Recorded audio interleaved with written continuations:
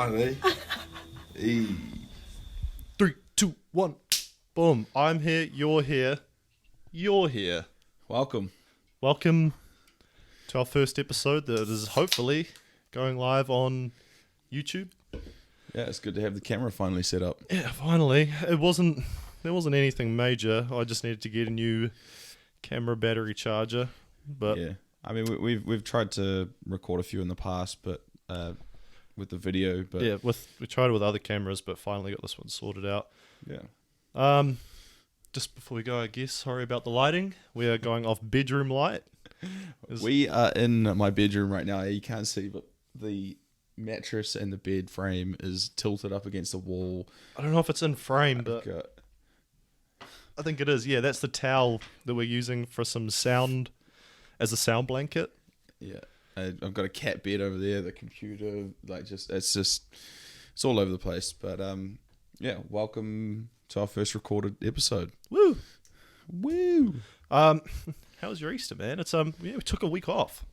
Yeah, man. Like I've had a great 2 Dust weeks. the cobwebs off. I've had a great 2 weeks. Nice, that's good to hear. At least like in my personal life, you know.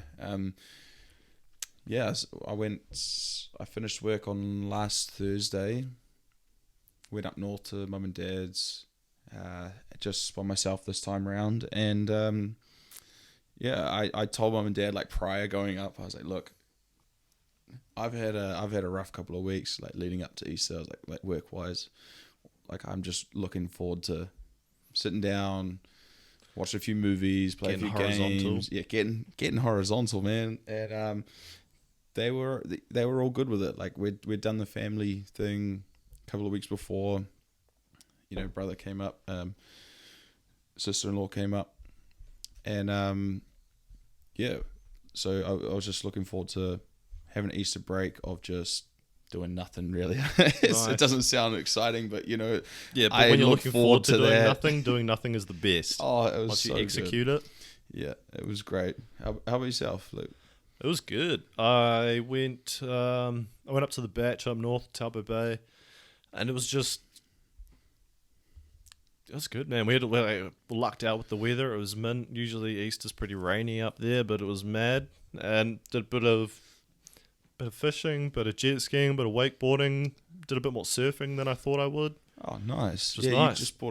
You guys just got a new wakeboard, eh? Yeah. Brother-in-law's got one. It's like an old school one, but it was just working out like how to tow and all of that. Yeah, shout out, Carl. Yeah. Shout out to Carl. What up, son? But yeah, it was sick. Went for a shred. It was nice because it was a bit windy, so it was a bit choppy, and it threw you around a bit, which is pretty sweet. Ate shit a couple of times, but we're getting there. Had you done much wakeboarding before this? No, just your couple eps back when I said that I went to Kiwi Lakes. That was my first try wakeboarding, and it took me like 4 or 5 times before I got up, and then just smooth sailing since. And now I'm trying to get tricky with it. Yeah, no, I think my first try ever wakeboarding, I think it's about 14 years old, and I just ate shit the whole time. It was terrible. Like, and then I don't know, got a bit older, tried it again, like late teens, and really enjoyed it. So yeah, this next time you go, I'm coming with you. Nice. Hell yeah. Look, I don't do so well on a snowboard, but put me on a wakeboard. Sick. I'll I'll be keen to see that. I'll shred. Yeah. Oh man, that's a little unexpected present. Did you gouge the chocky back? Yeah. Oh yeah. Mum's big on tradition. Nice. You know, so it's So you did a Lent. So I before I even got up there, like I got photos sent from Mum, and I got that big great white shark Easter egg. The white one that's like kind of nice, but like also half like candle wax. Yeah. But just this big triangle box. Yeah. I know the one. But I love her for it. Love it that she got it for me. It was either that or the rugby ball one, and you just have to get it. And I don't know if you did this. I don't say you have to do this, but I feel like now that I say it out loud, it might have just been something I did. But you always get it and just bash it on your head just to break it. Oh no, I used like a metal spatula to break into this. Nice. It'd been sitting in the fridge for like just 4 on the days. corner of the bench. But yeah, I definitely like not just the Easter egg. There was so much more chocolate. Like mum and dad, they go crazy with the chocolate. It was great. Yeah, we all got a little bit of chocky, which was nice. But we had quite a few people up there, and obviously got nieces and like younger brother and that, so they're all about still frothing nieces. the Just the niece, just actually. the single at the moment. Yeah, so I wasn't actually awake for it, but I think she did a little Easter egg hunt and Yeah. all of that. She was pretty wild on chocky. Did you ever do that as a kid? Like like the whole Easter egg hunt. On Easter? No, I always just woke up and they were. It was there, right? Yeah, like that whole there. that Easter egg hunt thing came later, right? I don't know. Like I don't know. I remember going to my uncle's and doing an Easter egg hunt there. But at the same thing, I was old enough that I didn't do the Easter egg hunt. It was more for the kids. yeah, But I always just woke up and there was like an Easter egg beside bed or like at the end of the bed. yeah. I don't think I ever. Lord knows Well, how rabbits open doors. I may have done it once or twice, but it was definitely not a not something that like we did as like a tradition. You know, like go hide Easter eggs and run around and find them and stuff like that. It seems like a lot of admin. Yeah, right. I mean, but I guess if it's your kid, Yeah. you're like, hell yeah. It's just a small thing once a year. Yeah. No, they get Christmas. That's it. Yeah. Look, you have a birthday, all right. Yeah. But no, other than that, it was pretty chill. Yeah. So we've. Oh no, I had the week off. I've had all of this week off. Yeah, you have. I had to leave. I haven't worked since the Thursday of before Good Friday, which is nice. 10 days. Yeah, hey, 10 that's days a bit off. of a hack. Yeah, Take 4 days off. 4 days leave for 10 days off. Woo. But it's nice. I've just F5 refreshed everything. Feeling pretty good. Went to the zoo yesterday. The zoo. The zoo. It wasn't actually me. It was Connor. I was just lounging around the house looking things to do. I was like, I might go to Snow Planet or something and just like it might be empty because there'll be no one there. So I'll just practice. And Connor texted me and said, "What are you up to?" I said, "Just doing my morning poo, man. Other than that, no plans. Might gym." It was 2 p.m. And he was like, "Yeah, I just had a dream. I had a dream about the zoo the other night. Do you want to go to the zoo?" And I'm like, "Hell yeah! Hell yeah, I want to go to the zoo. That's exactly what I want to do right now." So we're at the zoo, and I'm 3 lions to the savannah. But no, everything was asleep. Well, we did see things, but there's a lot of construction going on there. They've upgraded the orangutan enclosure. Dude, there's been construction going on there for like ever. I'm pretty sure we did take on a contract to build something at the zoo for a while. Like they are forever under construction. I'm so like half and half with the zoo. Half of me wants to be like a wildlife savior and be like, no, don't contain any animals. But at the same time, I read a thing there about the white rhinos that in the 1990s there was only 50, and then thanks to captivity and everything there's now more than 22,000 in the wild. So that's like, for that it's good, but then at the same time I definitely feel like they're getting better nowadays. Like, yeah, it's not like it's but like not what it used to be. A cheetah can't be in captivity. can't be on a small section. That thing is built to run, and god damn it, let it run. Yeah, no, I agree. But yeah, we went. The seals are always cool though. I love the seals. Oh yeah. Because they just kind of like up against the side of the glass, and you're like, he's gonna hit it, and he just doesn't any time, never does. Yeah, and we went like a couple of years back with the family, and it was great because hadn't been to the zoo and before that maybe like 10 years. It'd been so long, but man, New Zealand or Auckland zoo, like zoos is shit. like I agree. I don't want these animals being in captivity necessarily. It's I get that, but if you're going to the zoo to see these animals and things like that, at least like have something for me to see. Well, apparently I got told I made the rookie error of going at midday. You're supposed to get there early or in the afternoon because that's when they're getting fed, or they're up just lounging around in the middle of the day in the heat of the sun. They're going to go to the shade and they're going to sleep. Right. Yeah. Maybe that's what we did wrong. Yeah. We were definitely there like midday. We were just killing time, I think. Yeah. I always thought the zoo was like a full day activity. We saw everything in like 2 hours. Yeah, true. Like when you go on like school trips and you're there for like all day. There was 2 schools there, and we were just like, classic. Yawn. But no, other than that, what did we do? We've had 2 weeks off the podcast, or a week off the podcast. An episode off, yeah. Yeah. The weekend before that was, we recorded on the Friday, Yep. And then... Had a few beers. Oh, Jesus, yeah, we had a few beers. Push the boat out a bit. Yeah, we were up till pretty late. And then I woke up and went to work the next day and cut concrete for like 5 hours, which was pretty sweet. And then on the way drive home, I just got like a blood nose. My second blood nose ever. Dude, we didn't go to bed till like 4 a.m. Yeah, that was meant to just be like a little show wrap up. Couple of bevies. Oh, I think we were both... there was something in both of us that was like, nah, screw it. I think it was like all the boys, they were doing something. We didn't have much plan. And it was like, all right, well, we've just wrapped up recording. How about we go have a few drinks? 4 a.m. Yeah. Lion King 2 soundtrack still going as hard as it did at 6 p.m. I was all about it, mate. It was great. But yeah, you went to work. I did not. And woke up with the most walloping hangover you could ever even think of. Damn. And I have no idea how you went to work because I was out for the count. I actually texted you on the Saturday and I was like, it's too good to be true because I woke up as right as rain and I just felt perfectly fine. And I was like, I'm going to be betrayed real soon. Yeah, fuck you. You always wake up right as rain if that's what the saying is. Every time we go out and or we have drinks, whatever, I always wake up like I need like an IV drip. Like, where the fuck's the ambulance? Like, I'm too old to be doing this shit. And you're like, sweet, I'm going to go to work. Or like, you want to go for a run in Riverhead Forest? No, give me 20 chicken nuggets and Ice Age on DVD. Rom-com. Yeah. So like, it's crazy. But hey, it's probably where the blood nose came from. Yeah, body was just like, look, you're not getting away scot-free. Let's just piss blood all over your shit. But I was working in Silverdale and it bled until I got to like the Greenhithe Bridge just continuously. And by that point, my shirt was covered.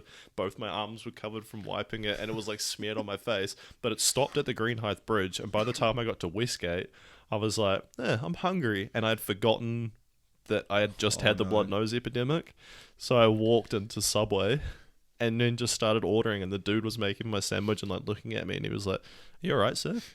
Just come from a battle. And I was like, "Yeah, why?" And he's like, "Oh, it's like none of my business, but you're covered in blood." And I looked down and I was like, "Oh fuck, that's alright." And I was like, "Oh, sorry, dude. No, I just got a freaking just the bung popped out, and I was freaking bleeding in the car, but double meat, yeah, double bacon, double avocado." Crazy. It's weird. I don't get blood noses. I do. I think it's also an age thing. I never did till I got like kicked in the face by my older brother at one stage. The classic like play fighting, and then like it's like that opened the floodgates. Yeah. Like from then onwards, it was like, oh, what? You looked at a tree? Yeah. With blood nose. Like you've gone from 6 to 7 meters above sea level. Yeah. Yeah. Your flight will be landing soon. Did that girl just look at you? Double nostril.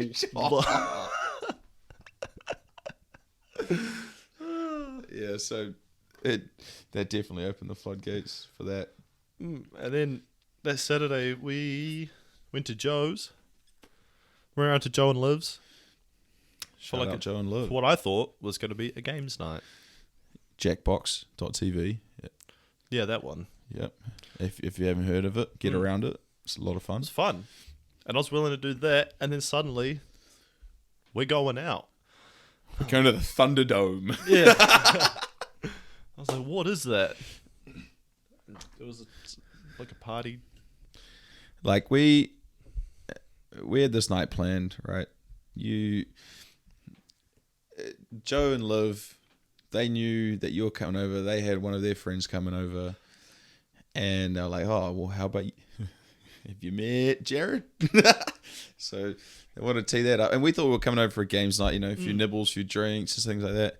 And this girl was like, oh, well, I've got a party in Mount Albert called the Thunderdome. Yeah. What the hell's what is a Thunderdome? I don't know, but it piqued my interest. Yeah. Like, I had football the next day. And All I could think of was Doug Dimmadome, owner of the Dimsdale Dimmadome, get your blubber nuggets. with a Pikachu. So I was thinking, oh no, I got football. I'm going to take it easy. But as soon as she's like, that's what surprised me. When it got mentioned, I was like, Andy won't be in because he'll have football. And I was tired because of our night before. Yeah. And I was like, I'm sure that'll be a pass. And then you were like, so we doing this? And I was like, oh, holy, all right, Andy. Yeah, I mean, you're usually the catalyst, so yeah, you're right. Like I usually wouldn't be keen, and I wouldn't usually do that on a football night. When you add a shape and a weather element together. Yeah. Wait, what? I don't know, Thunderdome. Oh, right, yeah. Yeah, that's what I mean. As soon as Thunderdome was mentioned, I was like, forget everything. Yeah. We're going. Foot who? Yeah. So we get in the Uber. I don't know who called it. You or someone called this Uber. Not a finite detail. Not. And we end up at Mount Albert. And what is that, Central? I don't know. Yeah. Central Auckland. Not a dome in sight. Not no laser lights that I was expecting. No dome, no nothing. It was just a house party. Yeah. We went into this house party. It was pumping. It looked great. Everything was good. That was like a genuinely good time. Knew nobody. Yeah. That's what I said to you. I think we were all kind of feeling the same thing. We're like, look, this is fun, but something's off, and I don't know why. I feel good. The party's good. The music's good. But something's like... Something's off. Is it the ego of just being like, I can't have too much fun? Yeah. Can't let loose because I won't look cool.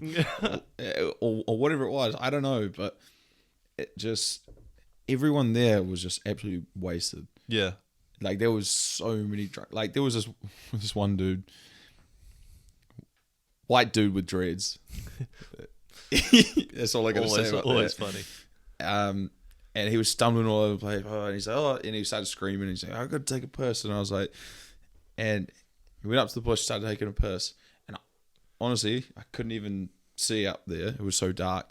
And this figure arose out of the bush and just started swinging. This white dude with dreads had just parked up to take a piss, and he just started pissing on a coma dude in the bush. And boy, did he just spring out of his slumber. And then it just watched these two dudes just absolutely wasted, just start swinging at people, like trying to swing at each other, but just not connecting. It was terrible. That's so good. And then one of them just like fell down the stairs and fell over, and that was the end of the fight. Yeah. that was it. That's hilarious. It's like we get to the age 26 and fights just end and falling over. Yeah. Is that the millennial white flag? You just fall on your head? Yeah. It's probably how he ended up in the bush in the first place. Yeah. From the fight Stumbled beforehand. from the stairs to there. Yeah. He doesn't even know anything's changed. Just thought he fell to his knees. So I mean, it was great, but shit at the same time. I don't know how to explain it. Like I really enjoyed myself. It was good to get out of the house, like have a few drinks, go to a house party. But because you knew no one there, and just everyone was nice as well. Like everyone was kind. Totally. There's There was a good group of people, just not people I'll ever talk to ever again. In the nicest way possible. Yeah. Because we're never going to cross paths again. Either that, or you're definitely not going to remember them. So no. But yeah, kind of got teed up with this lady. Oh, hey, which is nice. Thank you, Joe and Liv.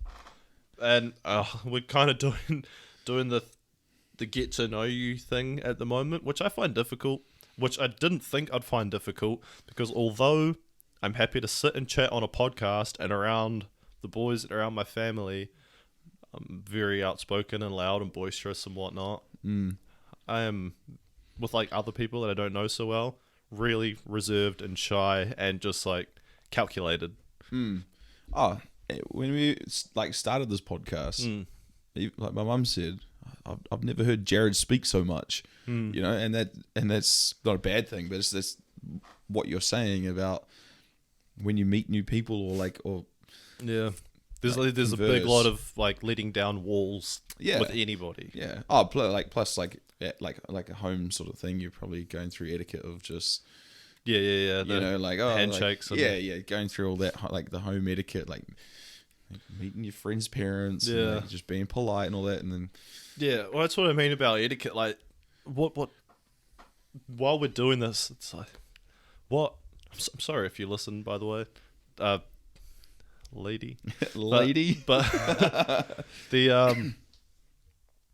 it's like what do we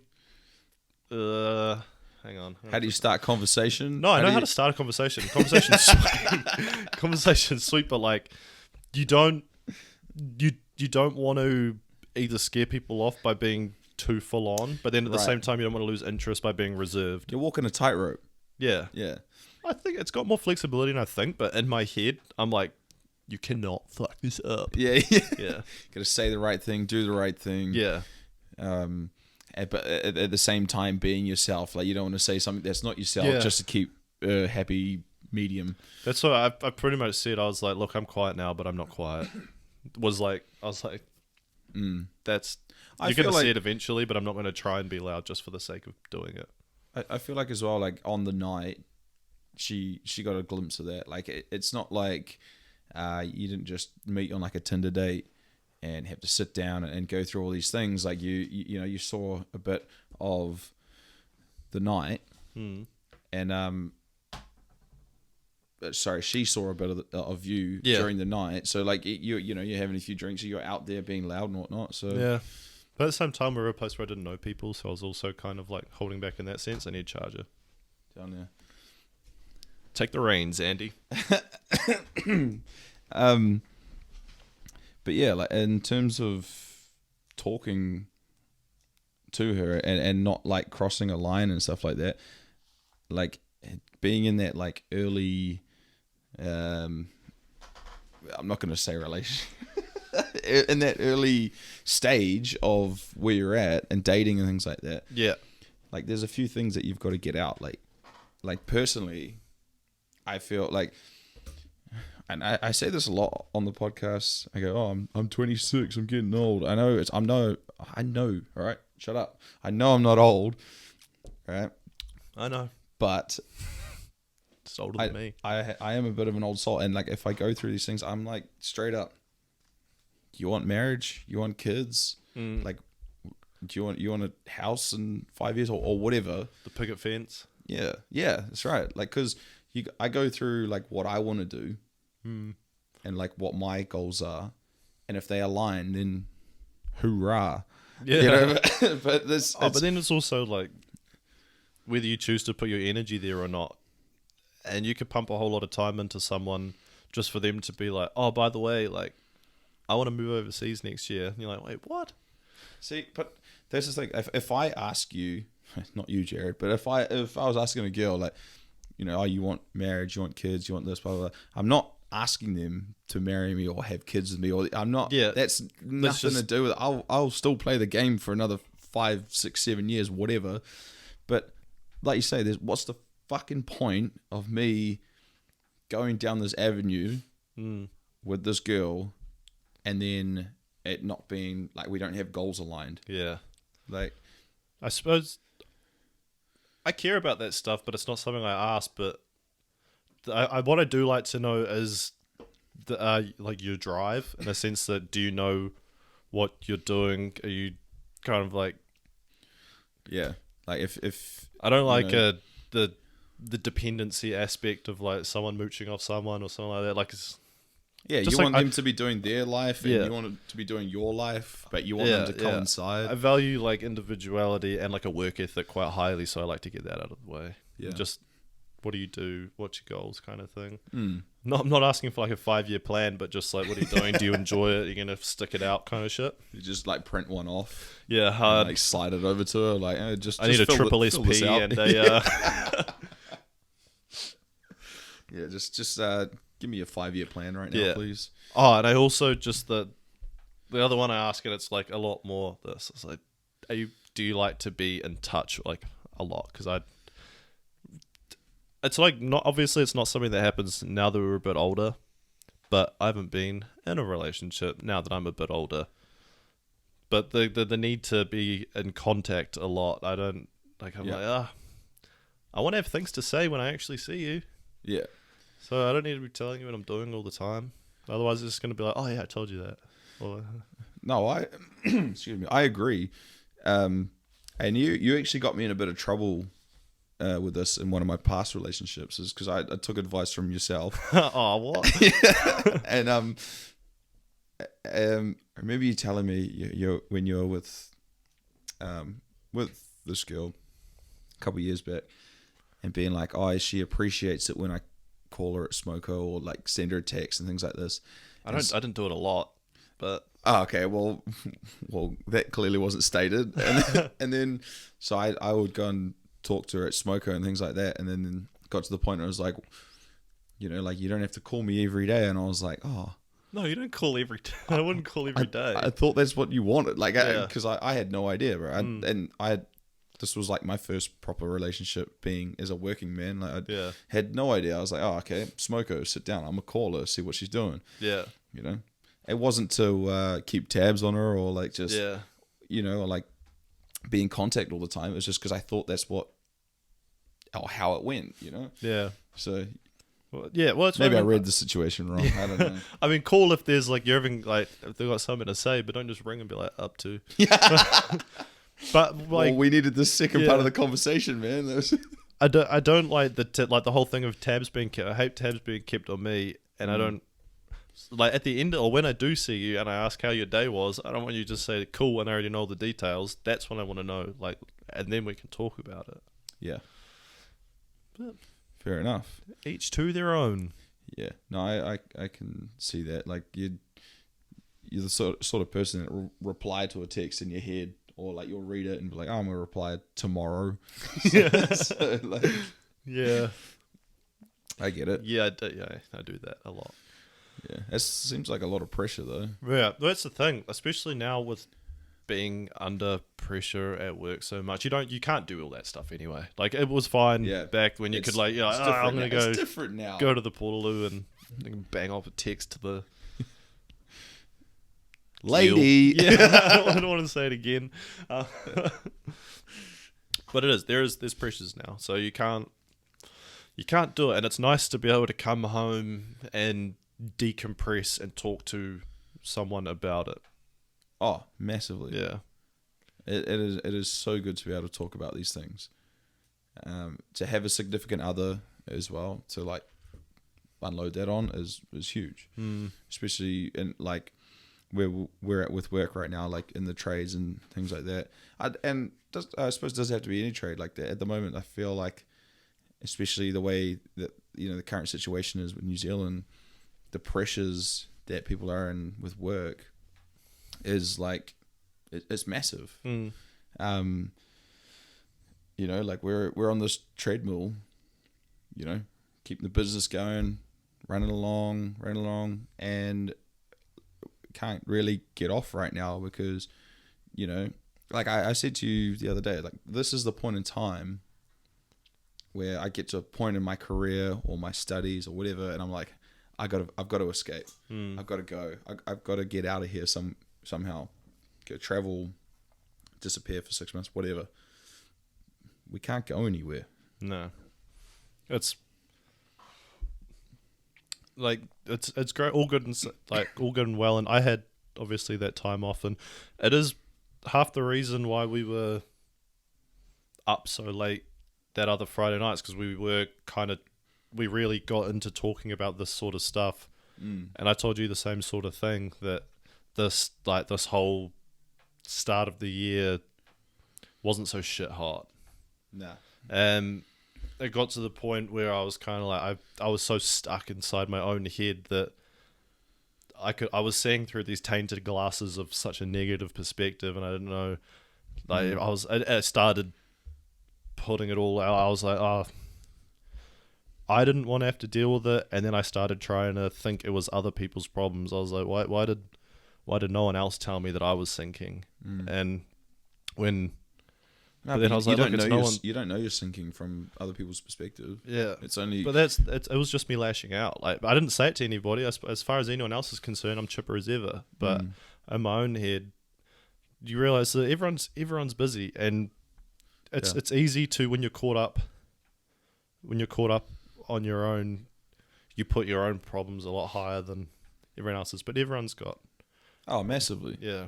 The amount of times I wanted to like quit work, and even like the last 2-3 weeks, I'm not actually like looking for another job or anything. I'd never actually quit it, but you have those moments, and when you're at work and you're like, fuck, can't do this anymore, and that's when I would usually leave. Yeah, that's why I'll happily say that's the reason why I had this time off after Easter. I got to that point where I just got told, you are more than welcome to take some time to yourself and figure some things out in your head. And it would be pretty hypocritical of us. I know in past episodes we've been saying to people to speak out about all that sort of stuff. But if we just kind of brushed on it and then swept it by the wayside, we should look to lead with our actions. So I guess this is kind of talking about it. Yeah. But it's always hard. Like even when you just try and bring anything up like that, it's so much easier when you're thinking it in your own head, where it gets caught in the back of your throat and you just can't. Dude, I'm my own worst critic. Like,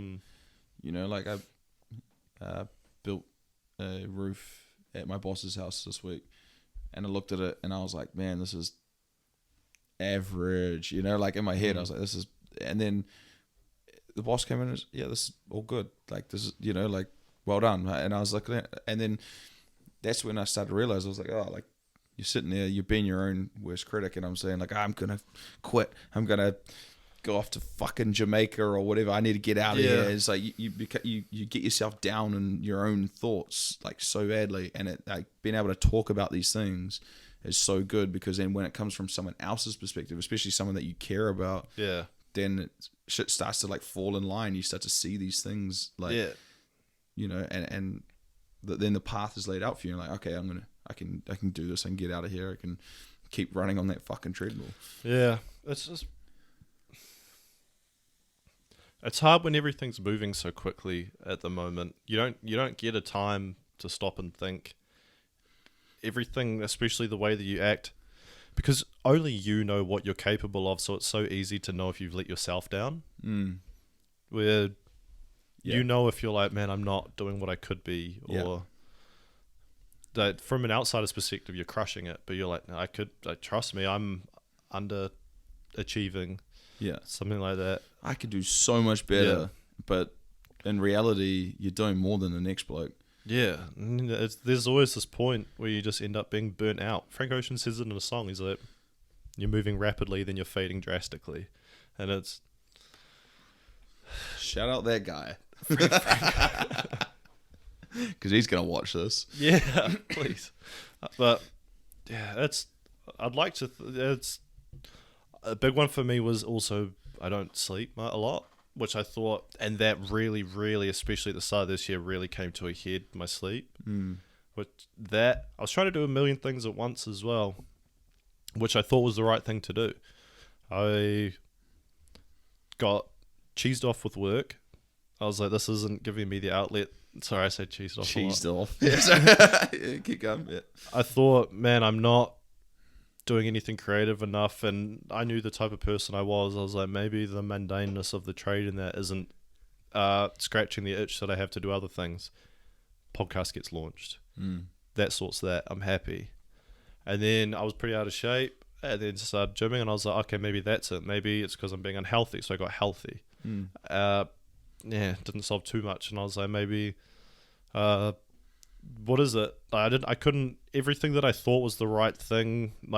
I was fine financially. I was fine in my health. I was doing like extracurricular things. The work was going well, and that was what I found myself at a crossroad of saying, I'm covering all the bases I can think of. What is going on?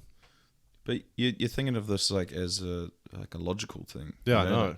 And you go, okay, well, here's 5 avenues of which is going to help me think straight or be better or whatever, and you start ticking them off like it's a logical thing, and you've ticked these 5 boxes, and sometimes if you feel sad or upset or angry or whatever, it's all illogical. Yeah, it doesn't have to be a logical thing, and it doesn't necessarily have to be a logical fix. Yeah.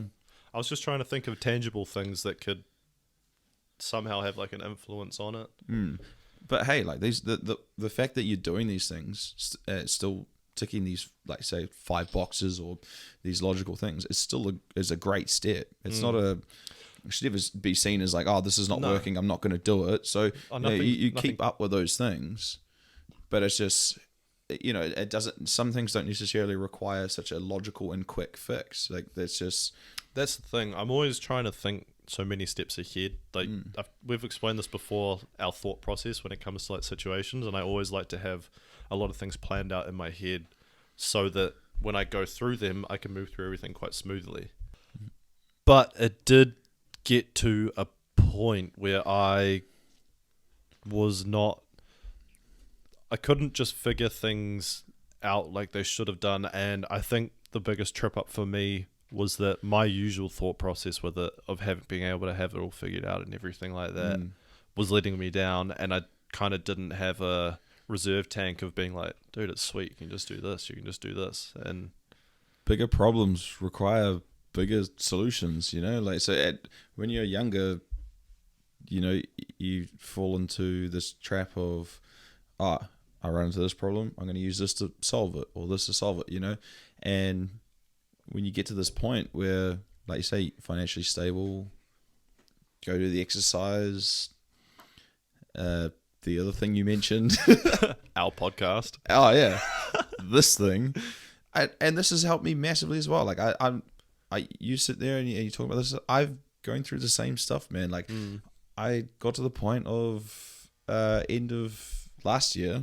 being like, I need some sort of creative output, and started this podcast, and it's helped me like drastically. Like I've put my mindset on something again, and it's just and that's helped me. So it's just that purgatory of having nothing to do is such, it just eats at your soul. Yeah, but you also don't realize it until it's later. Until it comes to a head, and if you don't recognize it early, you can really end up shit's creek without a paddle. Yeah, so you've got to embrace the pressure of some of this stuff, like and as hard as it is, you're like, oh, I'm sick of the pressure.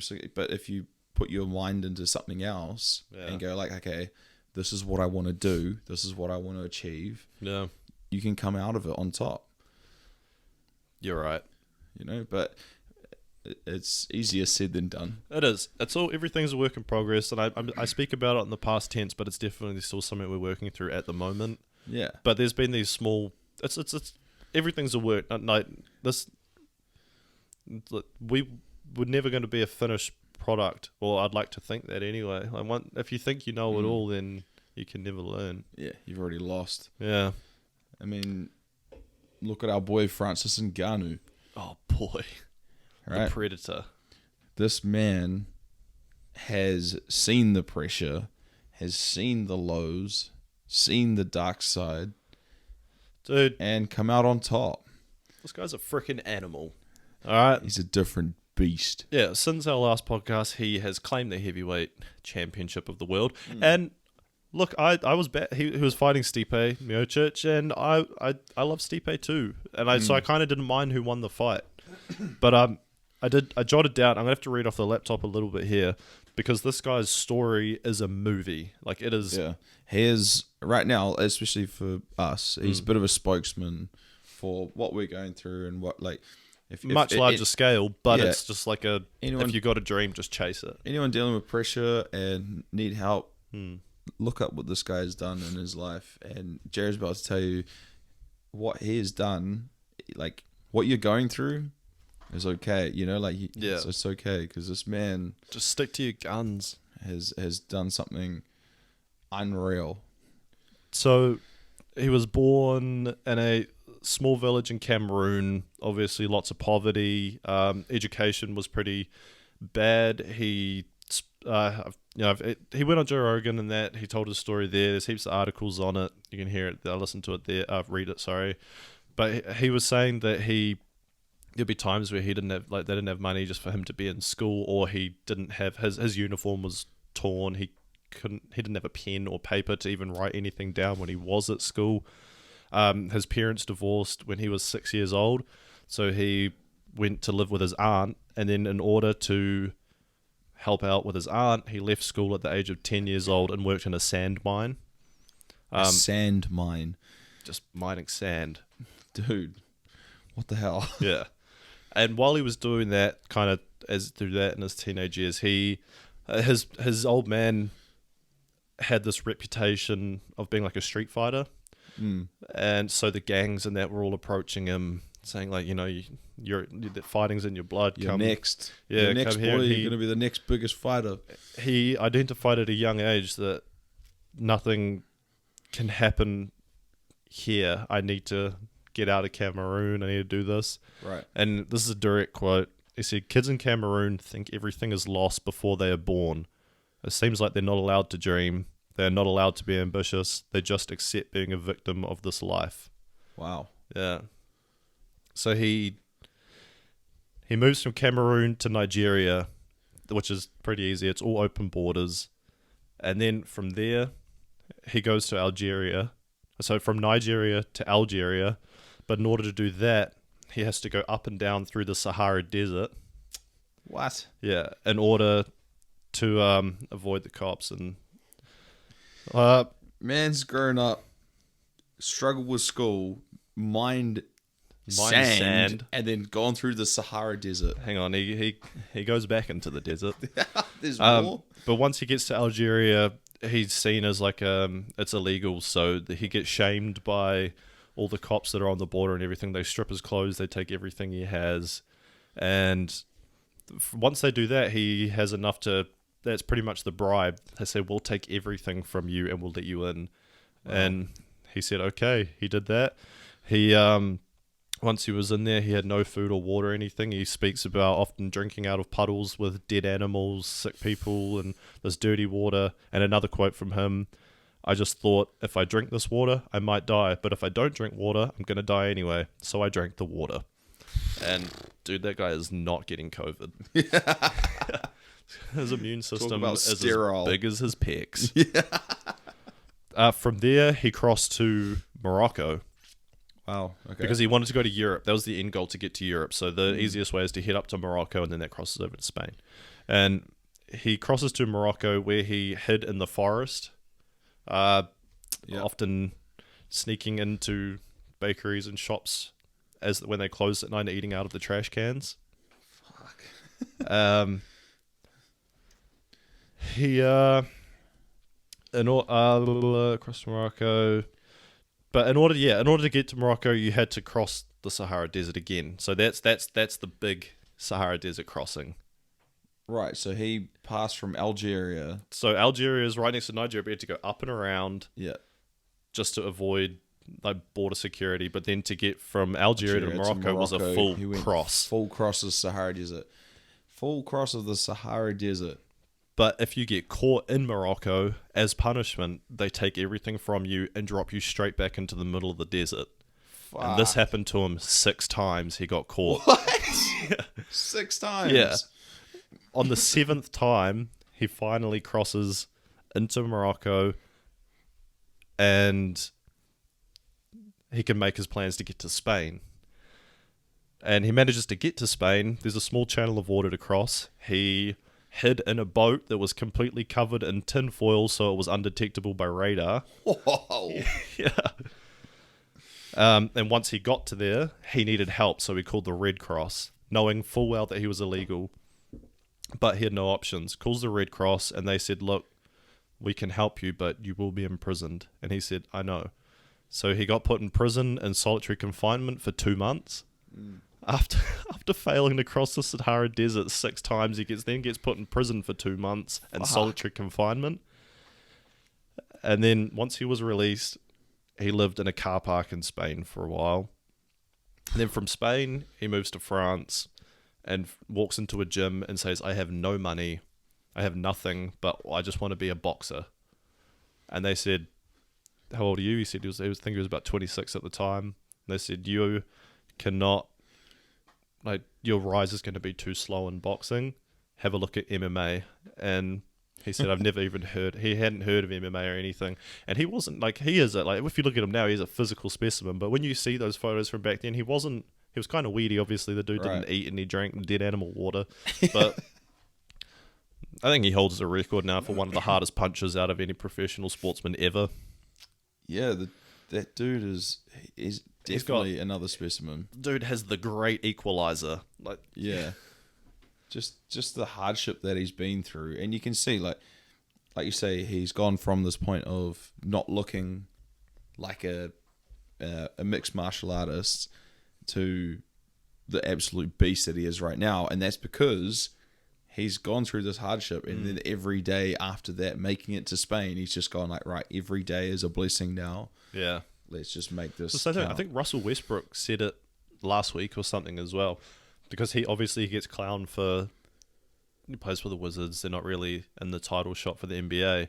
And they said, do you care about not getting a championship and all that? And he was like, if you knew what I came from and what I had to come through, the fact that I'm in the NBA, I've won a championship. I'm a champ. Yeah. And it's like, and that the perspective you would have by going through any sort of these hardships, you'd just, it would definitely like alter your mindset. But hey, I mean, and then Francis Ngannou, he went on to win the heavyweight title. He is now the heavyweight champion of the world. I looked it up today. His net worth's at like $5 million. He runs the first MMA gym in Cameroon. I don't think he runs it, but his foundation runs it. And that's sick. He puts money into helping kids relive their dreams and everything. Went from a sand mine across the Sahara Desert to become heavyweight champion of the world. Yeah, and that's then what I'm saying. Fund kids from the same place that he came from. It's a movie. To then come, right? Yeah. Where's the fucking movie? Played by Mike Tyson. yeah, and he speaks really clear now. When he came to the UFC, he didn't know any English. Wow, that's dedication right there, and just a gentle soul. Yes, like speaking of Mike Tyson, like I these two have started to be labeled as like one of the same. Mike Tyson is always going to be on this like different pedestal. Like that guy, he was an animal. Yeah, that guy. He wanted to hurt. That's right. He's untouchable, right? And Francis Ngannou's got a long way to go before he can be called on the same level as him. But to even be like mentioned as like a potential they talk about the Tyson effect of stadiums will be sold out just to see this guy walk out and swing a punch at someone else's head. Yeah. He is selling pay-per-views, he is getting paid. Yeah, and just like where he came from, everything. We just hope he doesn't bite someone's ear off. That man, he definitely defied the odds. Yeah, and it's not the only one. You hear it all the time. You hear it in sports a lot. Mike Tyson's a pretty famous one. His story wasn't actually so. He just came up. His dad died when he was young. He lived with his step family, and then finally at 16, he said his mum was always disappointed in him because he was coming home with clothes on that she knew that she didn't buy him, so she knew that he was robbing and stealing. Right. He was into drugs and alcohol really young, but then you hear stories of when he was 13, he was knocking out adults on the street. So finally at 16, they couldn't look after him anymore, and he got put into the custody of his boxing trainer. Right. Yeah. And that was who took him to glory until he passed away. Shit. The Customato, yeah. And a couple others. I mean, Walt Disney. The Walt Disney. Oh, it's on a lesser scale. I'm not going to do like a full story, but he didn't think he would put on gloves. No, but I'm just talking. Walt Disney in the ring. Yeah. Why are you ordered? No, I assume Walt Disney is Mickey Mouse. Yeah, he just sends Mickey Mouse in. Yeah. But no, he was fired from a magazine. Oh, sorry, from the newspaper he worked at when he was young because he was told he lacked creativity. What? Yeah. The man Walt Disney lacks creativity. Well, has been told. So that's funny where your criticism takes you. It's the same as Stephen King. He was a drug and alcohol addict. and then channeled that energy that into his writing, and he said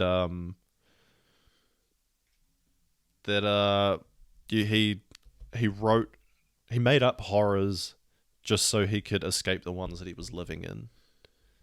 Damn. Yeah.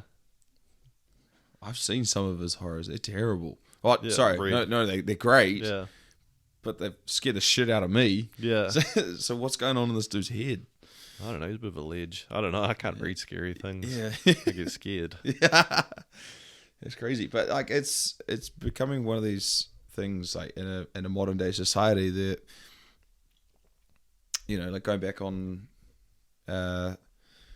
if you're going through struggle street, you know, like you're struggling and you're not sure what you want to do, like even like school, you know, like you've been told, you need to finish school, you need to go to university, go to college, whatever it is, like get these degrees, move on to the, you know, like we went to university, you've dropped out, I didn't finish what I wanted to do, and it, you know, like Mark Zuckerberg, Bill Gates, like these guys that have abilities to turn their misfortunes into their fuel. Yeah, like none of them finished, or neither of these guys finished their university. They're like, all right, nah, I've got an idea. I'm going to do something. I'm going to back myself. It's just a certain switch that some people have that once they get told they can't, they're just like, oh man, watch. Yeah, you wait. Yeah. Imagine having that switch, just being like, boop. And then just... I took that personally. Yeah. It's crazy to think that there's certain people out there that just take... that don't take no for an answer. And then if they get told no, they turn it to fuel. Yeah. And animals. It's ridiculous. There are... I mean, there's the other end of the scale where there's the people that kind of had it all, and they took no and took it literally.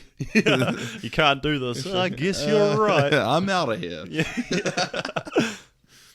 But no, I mean, like the guys that managed to get to the top, and obviously they got there through hard work and dedication, and they don't value what they have, I guess, or I don't know. I mean, Mike Tyson went through his woes. He did some bad shit, but he's... So you're saying like when they get to the top, they pretty much and just he bites fucking in air. ass up. Yeah. He bites in air and he goes wild. He blew all his money. He was Complete fighting 180. high and that. I mean, it makes for great reading. But great content. Yeah. There's Tiger Woods back in 2009. I remember this one. Like, I'm a big fan of Tiger Woods. That's the thing. Like, there was the whole thing of him coming out. There was like a car crash. I know he had a car crash recently, but he also had a car crash back in like 2009, 2010. Who the fuck's his driver? Him. No way. Yeah. Someone take his license off him. But a lady, Rachel Old something, came out and said that she had an affair with Tiger Woods or something, and then within the next couple of days, it was like between like a dozen and 20 other women came out and said that, yeah, this is all happening and this is happening, and he took an indefinite break from golf. I remember that again. Like, I remember seeing the Herald that day, and it just had a picture of every lady's face that had come out, and then just Tiger Woods just being like, "Oh, yeah." Just the photo with like coke up his nose. Yeah.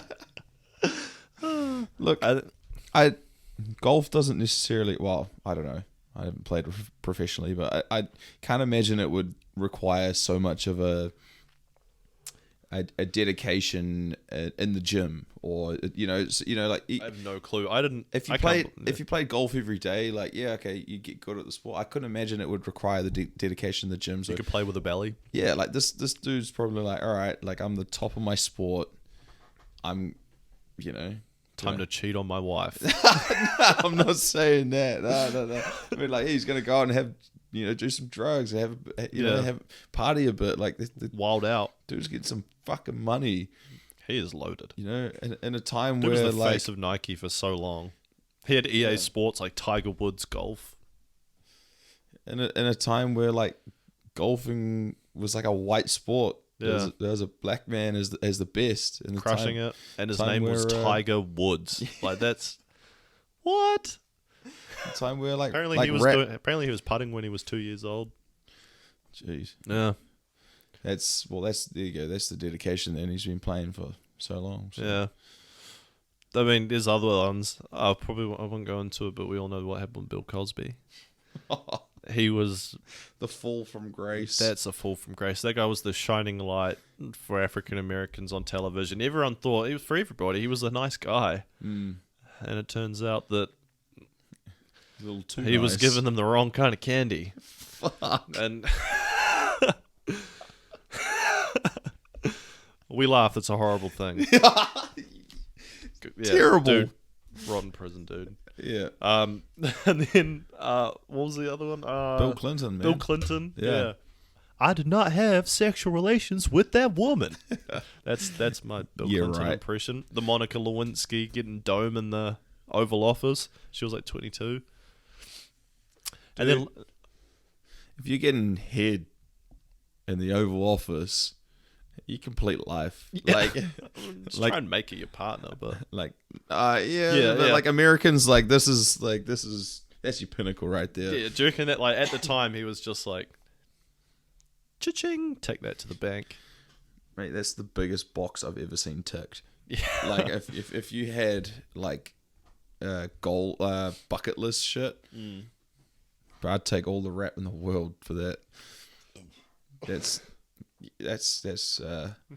I mean, like, look, it's not. I mean, it's bad. It's bad, but in a perfect world where he was doing it with someone with consent and they loved each other very much. Yeah. Okay. Yeah. Sick. Yeah. Thanks for the save.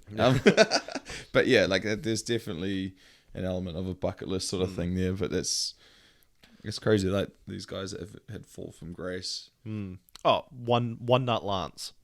One nut Lance. If we're talking fall from grace, he's got to be the top, right? Well, everyone was like, "This dude is a hero." He lost one of his gentlemen, the gentleman, and we thought he freaking dominated bike riding, cycling with the Tour de France, and. Like, I don't know how many he won. I don't follow it, but it was more than 5. And everyone was like, dude, this guy just came out and smoked everybody with one of his gentlemen. And for years, he was untouchable. Yeah. He was this guy, like, and he denied it. He like relished in being a clean athlete. Yep. And it was always told that this guy was like the pinnacle of his sport, and if not, like, transcended his own sport past that. And got to this point where it's like he was a household name of just being like the best, well, one of the best athletes ever, period. Yeah. Man was doping the whole fucking time. Damn it. Dude lied to us. Yeah. But to be fair, I think that was in that time. I don't know what it's like now. Like I said, I don't follow it, but cycling, I'm pretty sure like everyone's taking the jab. I'd seen an interview with him, and I can't give you the exact numbers, but I remember him saying something like, because when he came out with what was going on, he's like, I got to come clean, like, you know, like he couldn't live with it any longer, and he said, like, if you were to test everyone like properly, to like, you would have had to give the Tour de France, you know, the yellow jacket, the win, whatever, to like the 19th position. You know, there's like nearly 20 guys, and that you know, so you got your top 20 were all doing the same thing. Well, between 1998 and 2010, there was one winner that ended up I was clean, test sweet and everything, and didn't get caught eventually. Was it place like 16th? Yeah, probably. So even that's incredible. Like the one dude not doping coming to 16th. Yeah, against like 100 dudes that are. Yeah, yeah, that's crazy. I don't know. It's pretty sick. I bet he regrets it though. Do you regret anything? Not in sport. Oh yeah, actually, I guess in sport. I wish I played footy longer. Rugby. I kind of sacked it off when I was getting into high school, and I started drinking more, and I was dabbling with drugs and that. Preach. Yeah. And I think if I stuck around, shit could have gone a bit better. And every year I always talk about turning up to pre-season and then never do. But I go I like snowboarding and shit. I do sport, but I miss the camaraderie of rugby, and when I go watch people play, I get freaking fired up. Yeah. But other than that, like, a small part of me wishes I tried harder in uni. Once again, I sacked that off pretty early. I didn't really give it a fair crack. I just went into it with the mindset of like, I'll do this because I have to. See, this is where I like differ from yourself. Like, I went to uni, it was only a couple of years, got my diploma, whatever. But my regret is not starting my trade earlier. So the same way that you see, wish you tried a bit more, whatever, like I wish, like my regret is like, I wish I'd done the trade earlier. Yeah. So. Grass always greener. Yeah, that's right. I'd much prefer to have like my trade under my belt now rather than trying to get it done now. But What about yourself? Yeah, Oh wait, no, I had one more, kind of a more lighthearted one. So last year, 2020, I learnt to whistle. Wait, was last year 2020? I still can't write 2021. I always write it 2020. Damn. Yeah, 2020 was the year that Jared Standen learnt to whistle, and I could never whistle. And then last year I learned, and now I don't stop. And I get pissed off when people whistle around me constantly. But now I piss myself off with how much I whistle. I'm like, just stop. And then next thing you know, I'm whistling. I'm not going to whistle now because I probably can't do it. But I wish I never learnt to whistle because I was happy beforehand, and now there's a small thing in me. It doesn't like it. Not being able to whistle. I mean, yeah, I don't even whistle at things. I just whistle. Okay. What about yourself? Yeah. How's your whistle? My whistle is pretty good. I've always been able to whistle. Nice. Like both, like full, like I don't know what they call it, like sheep herder whistle, everything. But I did not regret learning it. I don't know. But in terms of regrets, I honestly, I'm not a massive person on regret. I feel like if something happens, it's not for a reason, but it propels you in a certain way, and that becomes your path, and then. I'm with you on that. I mean, I've got answers for the sake of answering your question, but I'm the same thing. I think I'm where I am for a reason. Yeah, and like if you mess up or screw up or whatever's going on in your life, I feel like not that was meant to happen, but you can learn from it, and then like it whatever happens after that, if it's better, as you learn from it, then you ain't gonna get there unless the shit happens prior. So learn to accept these regrets, or like to grow off them. So and again, like you said, in terms of answering the question, it was just I wish I'd started my trade earlier, but can't help that, and just keep moving forward. Nearly done now. Yeah, very close. All right, man. Well, I guess that we should probably look at dropping a pin on it there. Concludes it. Thanks for listening. If you're watching on YouTube, what up? Yeah, hope to get this out. Yeah, we are on Instagram at Off Topic Chat. Flick us a DM. Subscribe to the YouTube channel. And now that we've moved to YouTube, we can cut it up and put some smaller clips out on Instagram and that. So if you see any of those around, be sure to give it a share in that. Just from the snippets, like a clips kind of thing. Emails. offtopicjandy@gmail.com. That's the one. He's got it right. Fuck, yes. And we'll see you next week. Sorry for the absence, but we needed a break, and it was nice. Beautiful. And I've had fun. It's been a great week. It has been. All right, man. I'll see everybody later. Peace. Later.